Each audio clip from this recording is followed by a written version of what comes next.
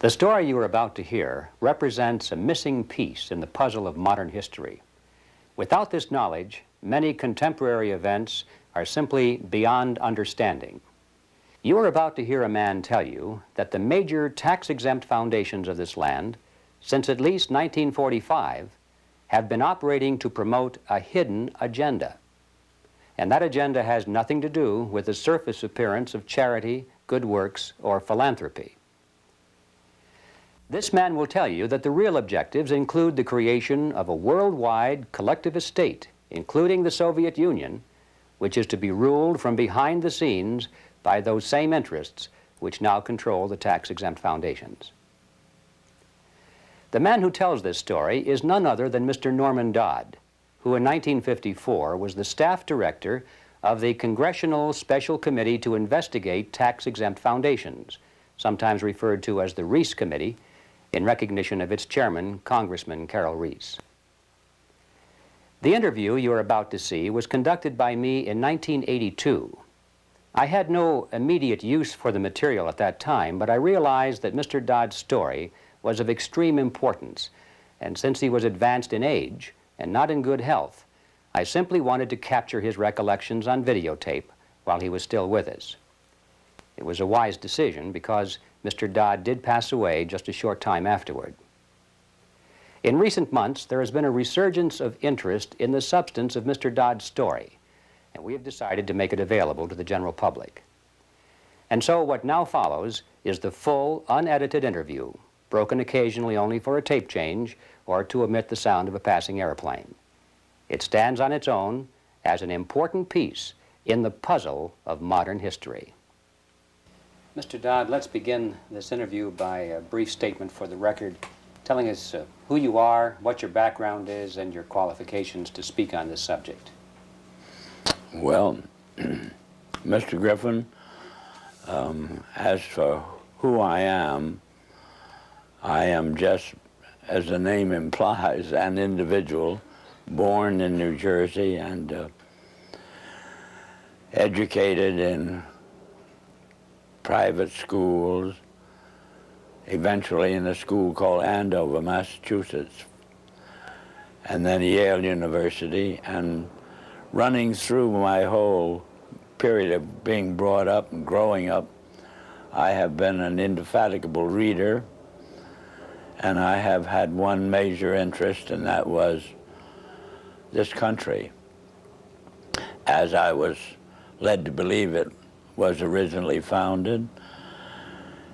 And I entered the world of business knowing absolutely nothing about how that world operated, and realized that the only way to find out what that world was consisted of would be to become part of it. And I then acquired some experience in the manufacturing world, and then in the world of international communication, and finally chose banking as the field I wished to devote my life to. And I was fortunate enough to secure a position in one of the important banks in New York, and lived there. I lived through the conditions which led up to what is known as the crash of 1929, and I witnessed what is tantamount to a collapse of the structure of the United States as a whole. And much to my surprise, I was confronted by my superiors with in the middle of the panic in which they were immersed, I was confronted with the question, Norm, what do we do now? I was 30 at the time, and I had no more right to have an answer to that question than the man in the moon. However, I did manage to say to my superiors, gentlemen, you take this experience as proof of something that you do not know about banking. And you better go find out what that something is and act accordingly. 4 days later, I was confronted by the same superiors with a statement to the effect that, Norm, you go find out. And I really was fool enough to accept that assignment, because it meant that you were going out to search for something and nobody could tell you what you were looking for. But I felt so strongly on the subject that I consented to. I was relieved of all normal duties inside the bank. And 2.5 years later, I felt that it was possible to report back to those who had given me this assignment. And so I rendered such a report. And as a result of the report I rendered, I was told the following: Norm, what you're saying is we should return to sound banking. And I said, yes, in essence, that's exactly what I'm saying.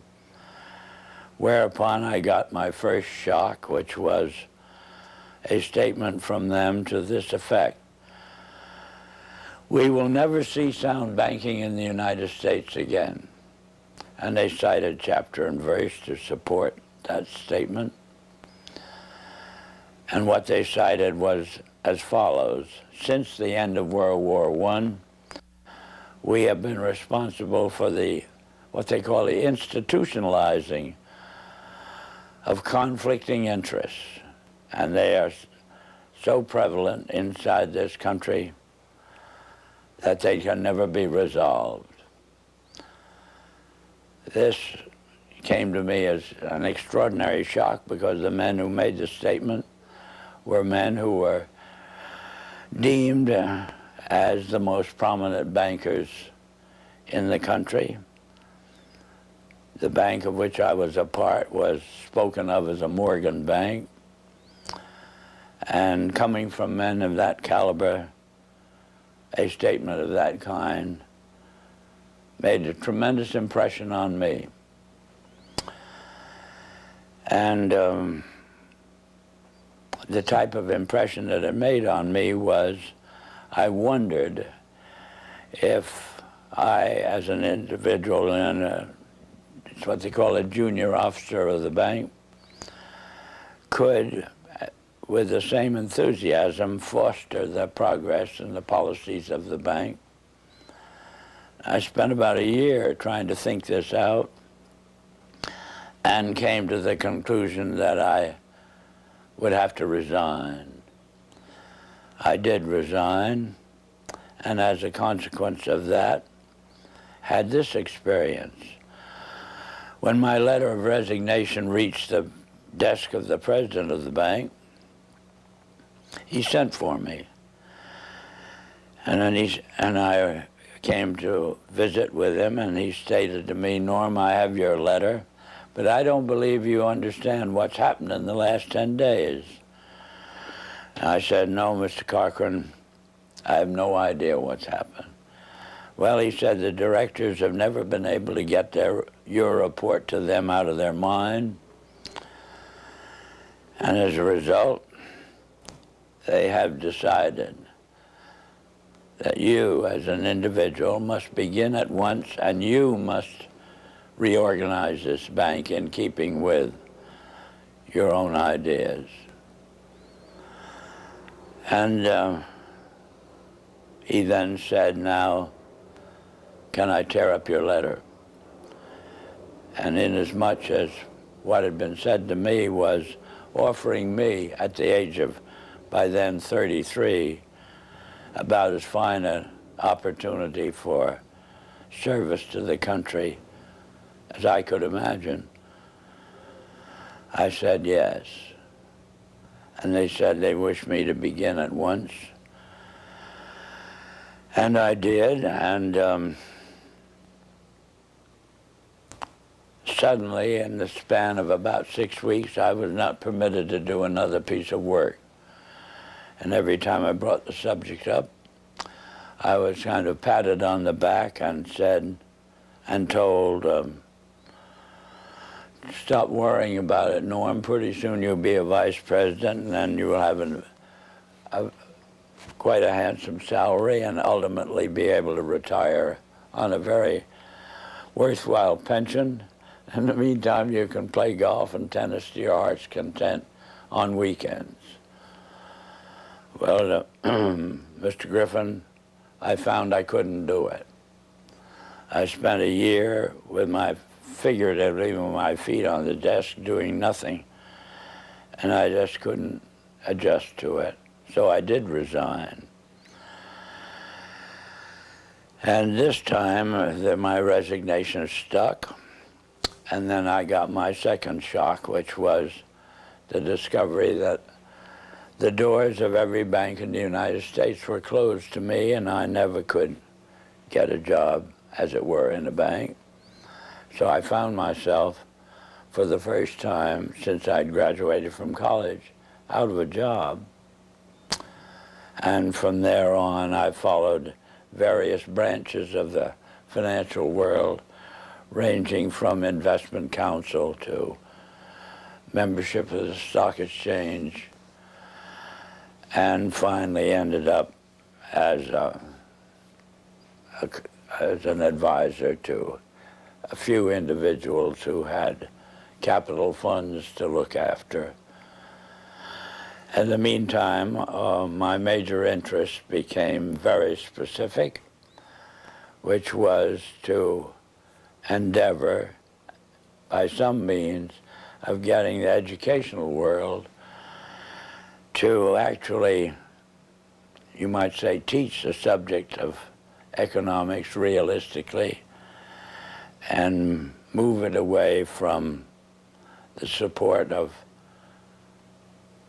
various speculative activities that characterize our country.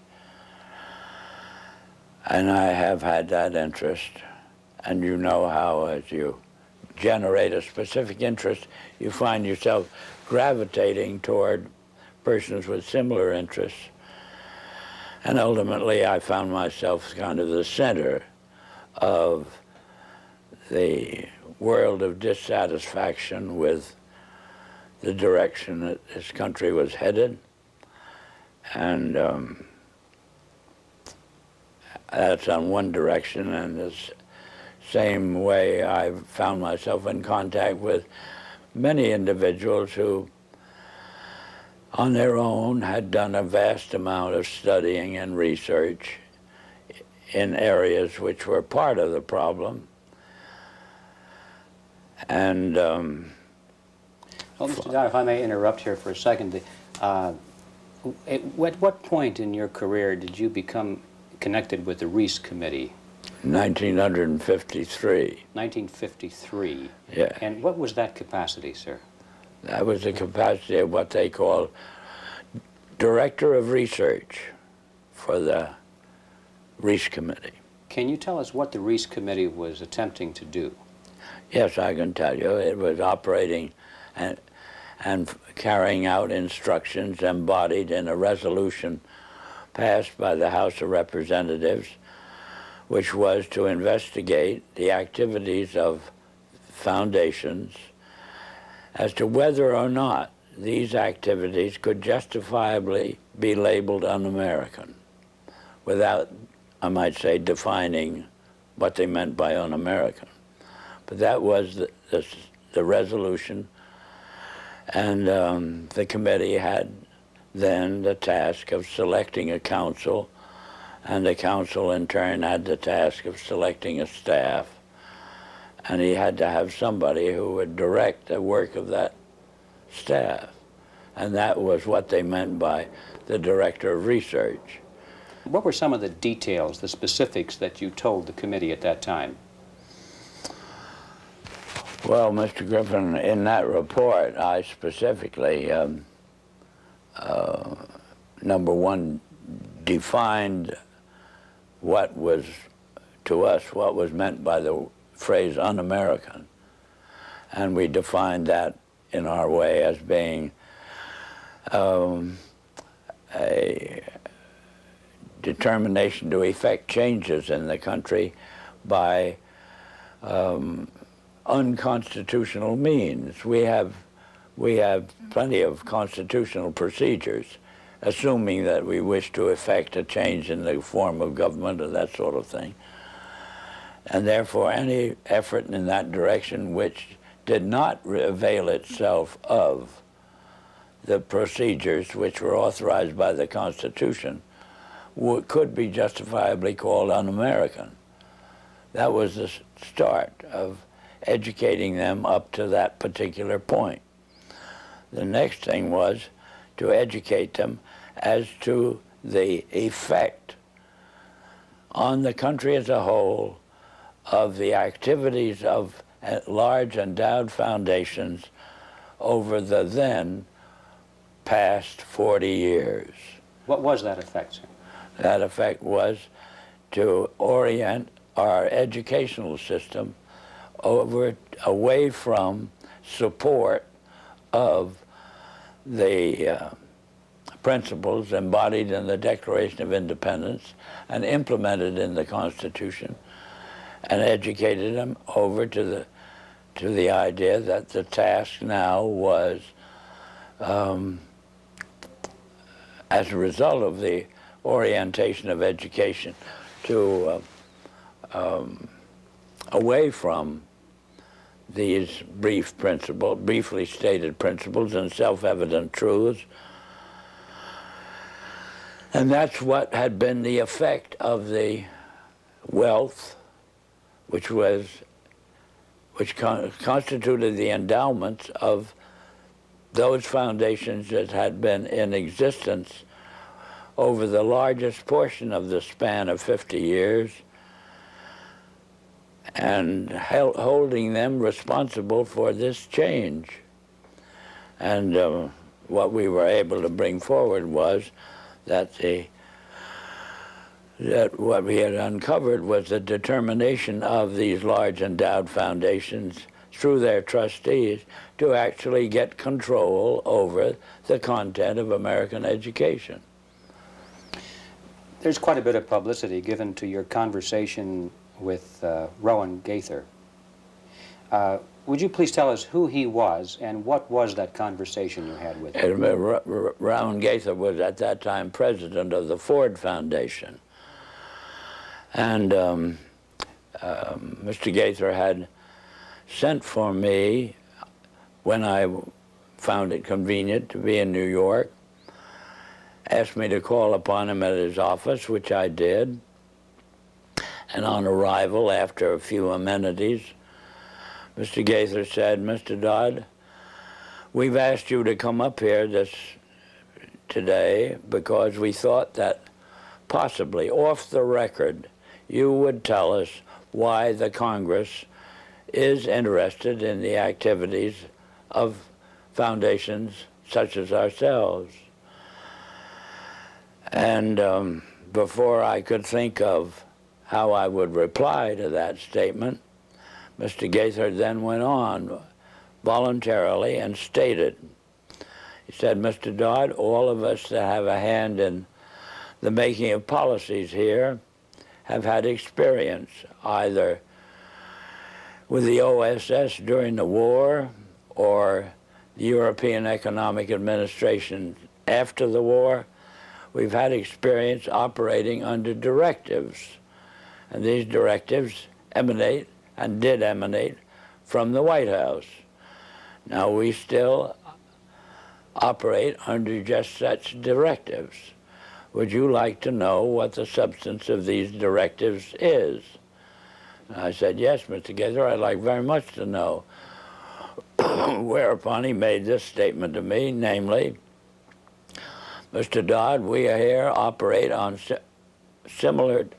in response to similar directives, the substance of which is that we shall use our grant-making power so to alter life in the United States that it can be comfortably merged with the Soviet Union." Well, parenthetically, Mr. Griffin, nearly fell off the chair. I of course, didn't, but my response to Mr. Gaither then was, well, Mr. Gaither, I can now answer your first question. You forced the Congress of the United States to spend $150,000 to find out what you just told me.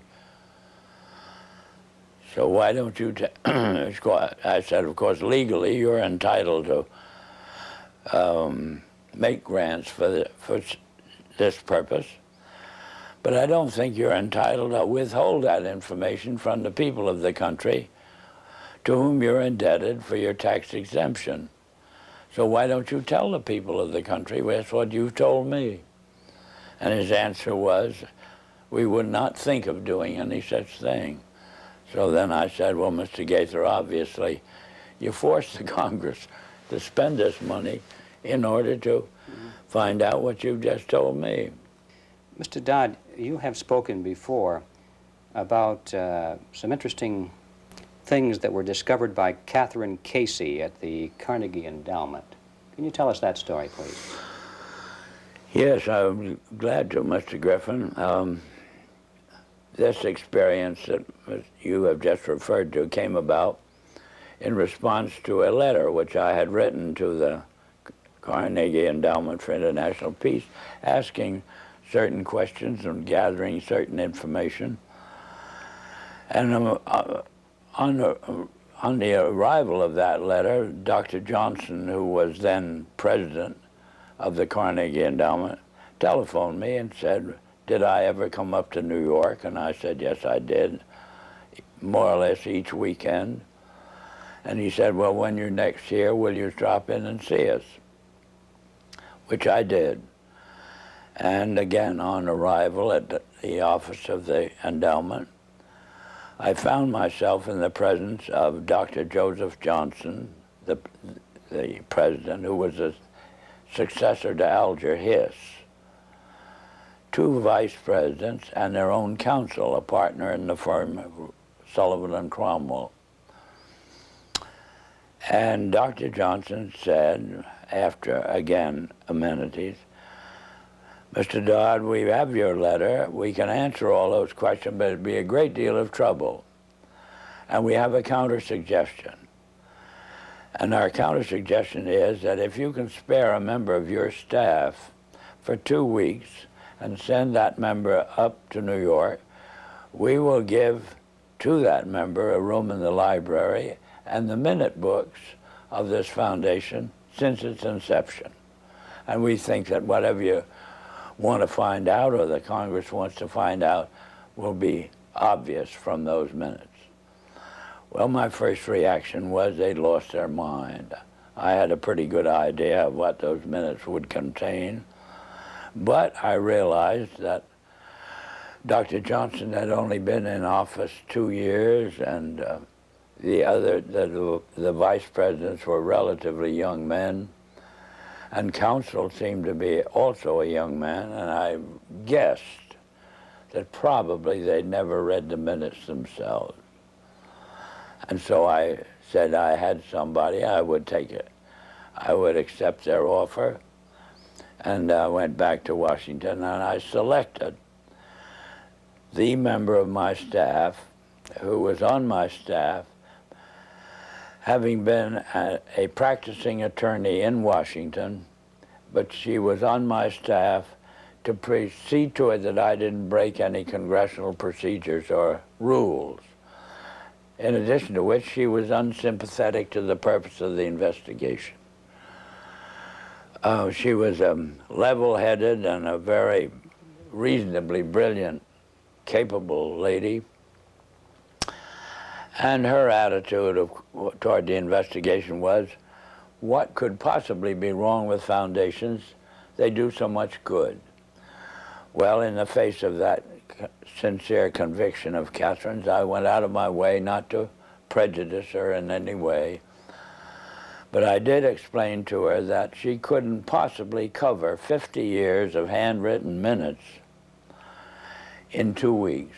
So she would have to do what we call spot reading. and I blocked out certain periods of time to concentrate on. And off she went to New York. She came back at the end of 2 weeks with the following in the way of, on dictaphone belts. We are now at the year 1908, which was the year that the Carnegie began operations. And in that year, the trustees, meeting for the first time, raised a specific question, which they discussed throughout the balance of the year in a very learned fashion. And the question is there any means known more effective than war, assuming you wish to alter the life of an entire people? And they conclude that no more effective means than war to that end is known to humanity.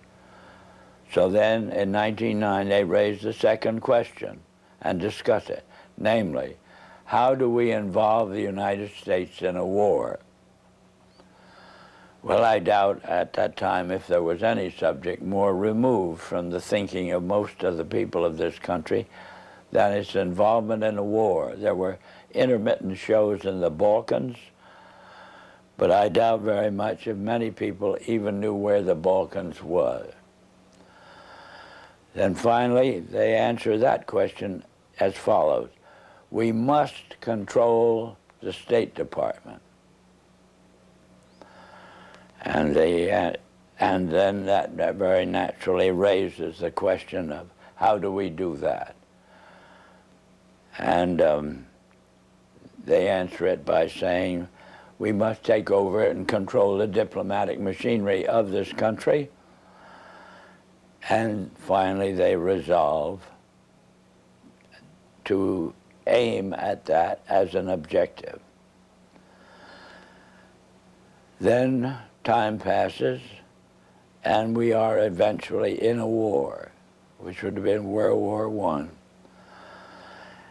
And at that time, they record on their minutes a shocking report in which they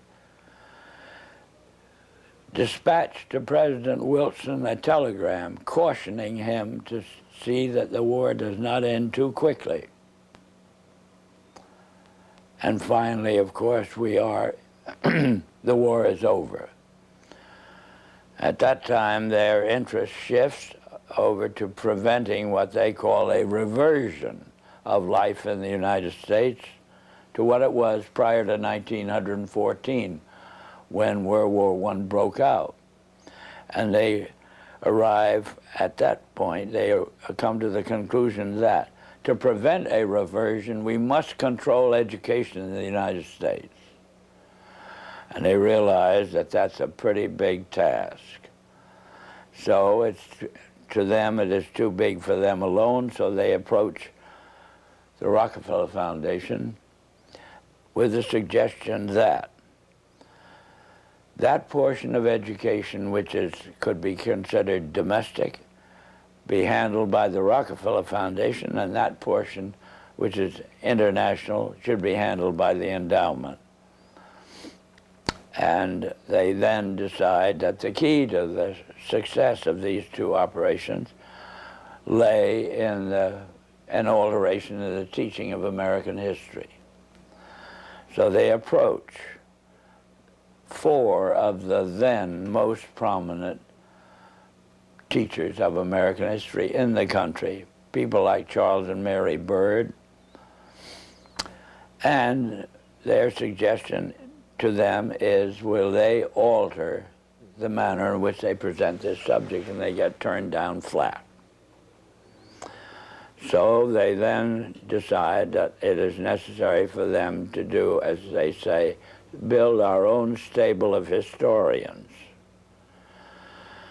And then they approach the Guggenheim Foundation, which specializes in fellowships, and say, when we find young men in the process of studying for doctorates in the field of American history, and we feel that they are the right caliber. Will you grant them fellowships on our say-so?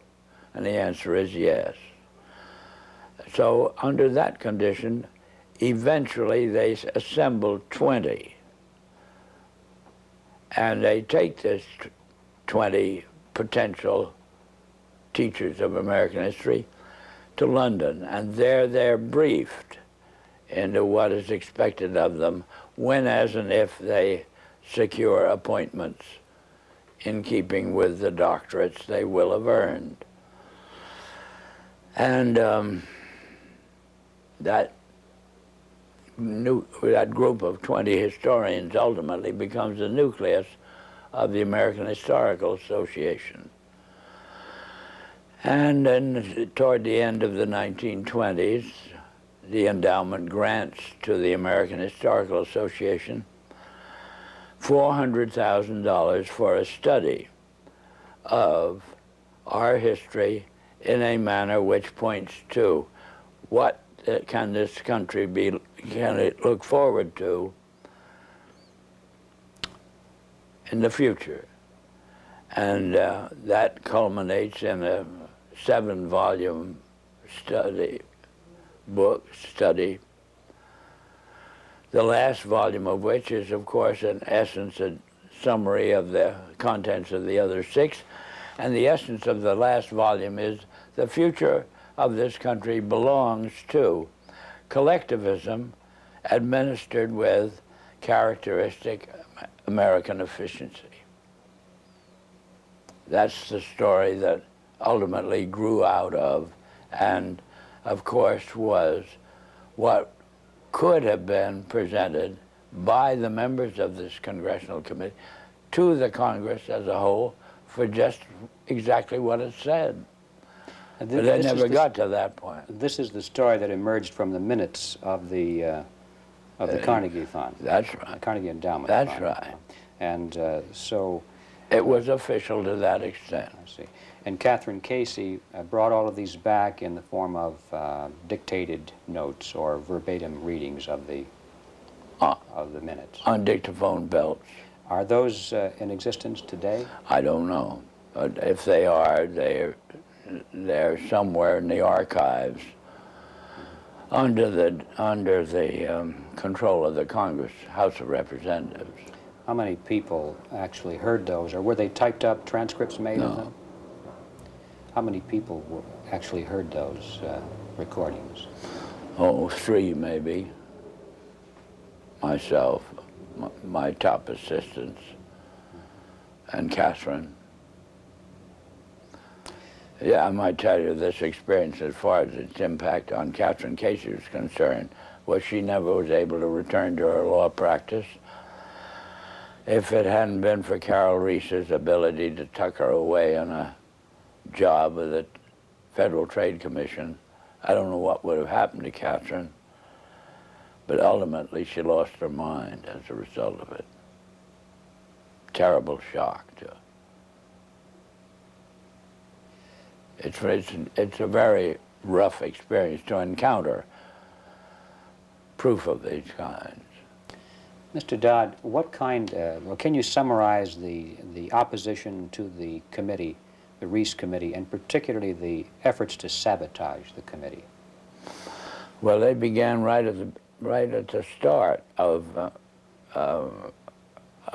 work of an operating staff, Mr. Griffin, and it began on the day in which the committee met for the purpose of consenting to or confirming my appointment to the position of Director of Research. Thanks to the abstention of the minority members of the committee, that is the 2 Democratic members, from voting, why technically I was unanimously appointed. And well, wasn't the White House involved in opposition to the committee? Well, not at this particular point, sir. Mr. Reese ordered counsel and myself to visit Wayne Hayes. And Wayne Hayes was the ranking minority member of the committee as a Democrat. So we, counsel and I, had to go down to Mr. Hayes' office, which we did. Mr. Hayes greeted us with the flat statement directed primarily to me, which was that I am opposed to this investigation.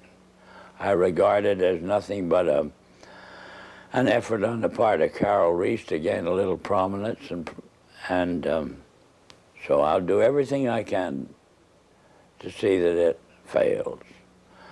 Well, I am kind of a strange personality in the sense that a challenge of that nature interests me. Our counsel withdrew. He went over and sat on a couch on Mr. Reese's office and pouted. But I sort of took up this statement of Hayes as a challenge and set myself the goal of winning him over to our point of view. And I started by noticing on his desk that there was a book. And the book was of the type that there are many in these days that would be complaining about the spread of communism in Hungary, or that type of book. And this meant to me that at least Hayes read a book. And so I brought up the subject of the spread of the influence of the Soviet world, and for 2 hours discussed this with Hayes, and finally ended up with his rising from his desk and saying, Norm, if you will carry this investigation toward the goal as you've outlined it to me, I'll be your biggest supporter. I said, Mr. Hayes, I can assure you that I will not double-cross you. Subsequently, Mr. Hayes sent word to me that he was in the Bethesda hospital with an attack of ulcers, but would I come and see him, which I did. He then said, Norm, the only reason I've asked you to come out here is I just want to hear you say again, you will not double-cross me. I gave him that assurance, and that was the basis of our relationship. Meantime, counsel took the attitude expressed in these words, Norm, if you want to waste your time with this guy, as he called him, you can go ahead and do it, but don't ever ask me to say anything to him under any condition on any subject. So, in a sense, that cleared the decks for me to operate in relation to Hayes on my own. And as time passed, Hayes offered friendship, which I hesitated to accept because of his vulgarity. And I didn't want to get mixed up with him socially under any condition. Well, that was our relationship for about 3 months, and then eventually I had occasion to add to my staff, and as a result of adding to my staff a top-flight intelligence officer, both the Republican National Committee and the White House were resorted to stop me from continuing this investigation in the direction that Carol Reese had personally asked me to do, which was to utilize this investigation, Mr. Griffin, to uncover the fact that this country had been the victim of a conspiracy. That was Mr. Reese's conviction. I eventually agreed to carry it out. I explained to Mr. Reese that his own counsel wouldn't go in that direction. He gave me permission to disregard our own counsel.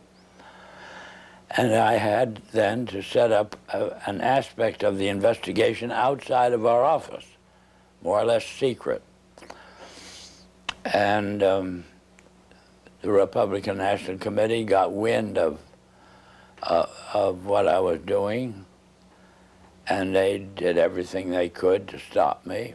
They appealed to counsel to stop me, and finally they resorted to the White House. Was their objection because of what you were doing, or because of the fact that you were doing it outside of the official auspices of the committee? No, their objection was, as they put it, my devotion to what they call anti-Semitism. That was a cooked-up idea, but in other words, it wasn't true at all. But anyway, that's the way I expressed it. And excuse me, why? And they made it stick. Why did they do that? How could they say that? Well, they could say it, Mr. Griffin, but they had to have something in the way of a rationalization of their decision to do everything they could to stop the completion of this investigation in the direction that it was moving, which would have been an exposure of this Carnegie Endowment story and the Ford Foundation and the Guggenheim and the Rockefeller Foundation, all working in harmony toward the control of education in the United States.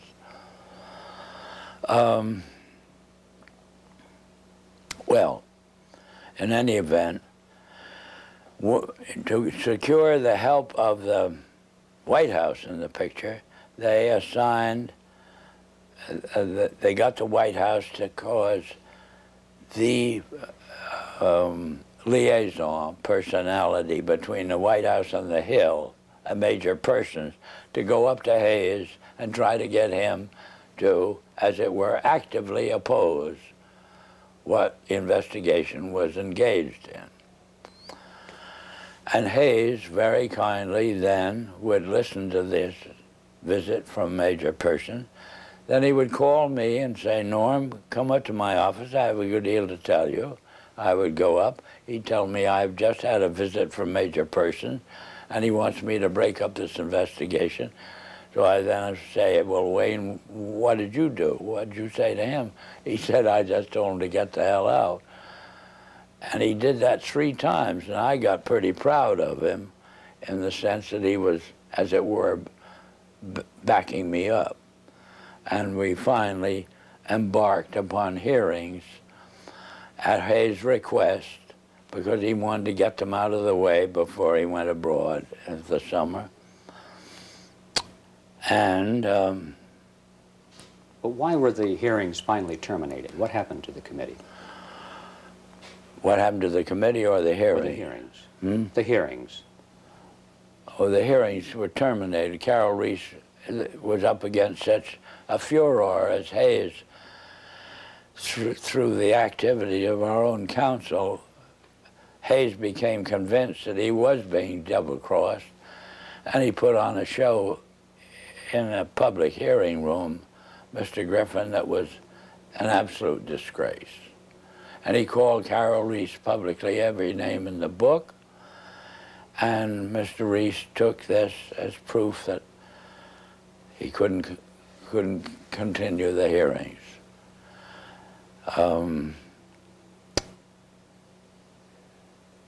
He actually invited me to accompany him when he went down to Hayes' office, and in my presence, with the tears rolling down his face, Hayes apologized to Carol Reese for whatever he'd done and his conduct,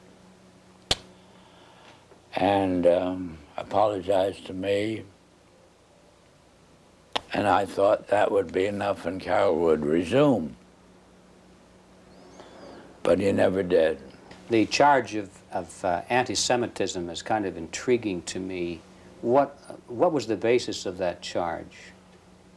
Was there any basis for it at all? No, the basis that the Republican National Committee used was that the intelligence officer I'd taken on my staff, when I oriented this investigation to the exposure of and proof of a conspiracy, was known to have a book, and the book was deemed to be anti-Semitic. This was childish, but this was the second in command of the Republican National Committee, And he told me I would have to dismiss this person from my staff. Who was that person, sir? Who was that person? The person? Yes. A Colonel Lee Lorraine. Lee Lorraine. Yeah. And what was his book, do you recall? The title of his book? The book they referred to was called Waters Flowing Eastward, which was a very castigation of the Jewish influence in the world. What were some of the other charges made by Mr. Hayes against Mr. Reese? Oh, just that Mr. Reese was utilizing this investigation for his own prominence inside the House of Representatives. That was the only charge Hayes could think of. How would you describe the motivation of the people who created the foundations, the big foundations in the very beginning? What is, or what was their motivation? Their motivation, well, let's take Mr. Carnegie as an example. His publicly declared and steadfast interest was to counteract the departure of the colonies from Great Britain. He was devoted to just putting the pieces back together again. Would that have required the collectivism that they were dedicated to? No. These policies or the foundation's allegiance to these un-American concepts are all traceable to the transfer of the funds over into the hands of trustees, Mr. Griffin. Not to men who had a hand in the creation of the wealth that led to the endowment of, or as a use of that wealth for what we would call public purposes. It was a subversion of the original intent then. Oh, yeah, completely so. And that we got into the world traditionally of bankers and lawyers.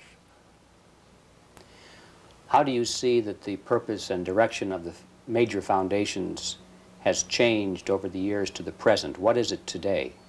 Whole 100% behind meeting the cost of education such as it is presented through the schools and colleges of the United States on the subject of our history has proven our original ideas to be no longer practical.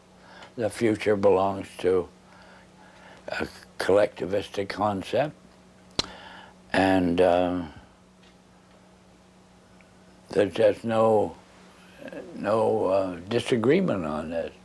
Why do the foundations generously support communist causes in the United States? Well, because to them, what communism represents a means of developing what we call a monopoly. That is, the organization, we'll say, of large-scale industry into an administrable unit. Do they think that they will be one of the administrators? They will be the beneficiaries of it, yes.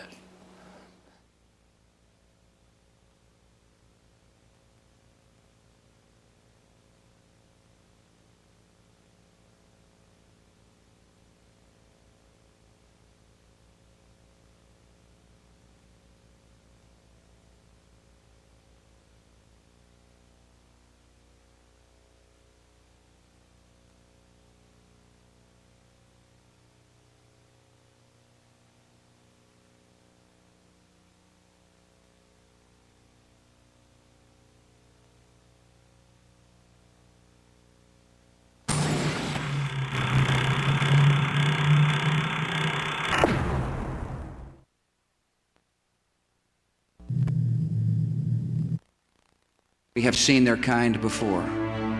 They are the heirs of all the murderous ideologies of the 20th century.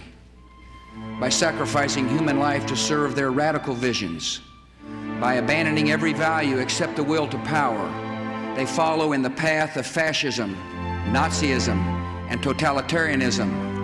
And they will follow that path all the way to where it ends, in history's unmarked grave of discarded lies. Every nation and every region now has a decision to make. Either you are with us or you are with the terrorists.